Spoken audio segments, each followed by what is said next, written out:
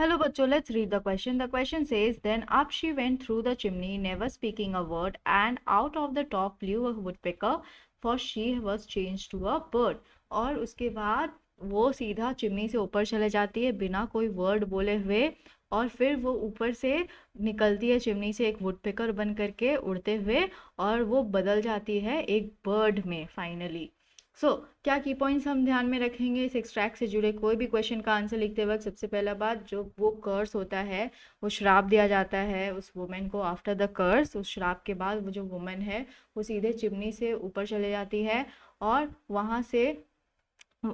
वहाँ वो बिना कोई बात बोले हुए चली जाती है, विदाउट स्पीकिंग अ वर्ड। और उसके बाद वो जो है वो बदल जाती है एक वुडपेकर में। After the curse the woman went through the chimney of her house without speaking a word. She has turned into a woodpecker. Now let's see the first question given. So the first question is, why did the little woman go up the chimney? Who came out of the chimney instead of the little lady? So वो जो woman है वो chimney से क्यों ऊपर चली जाती है, और फिर कौन निकलता है उस चिमनी से लिटिल लेडी के जगह?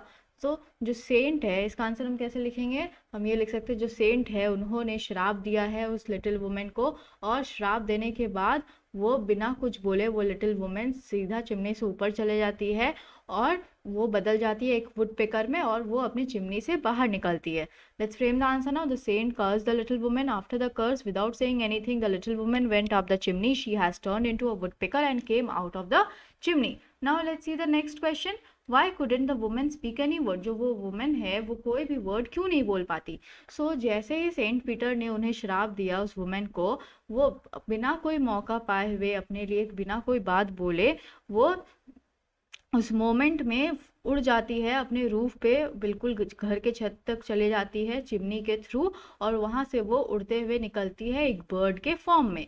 Let's frame the answer now. As soon as Saint Peter cursed the woman, she did not get a chance to speak for herself, because that very moment she flew up to the roof through the chimney and flew out in the form of a bird. I hope you understood it well. Thank you. Best of luck.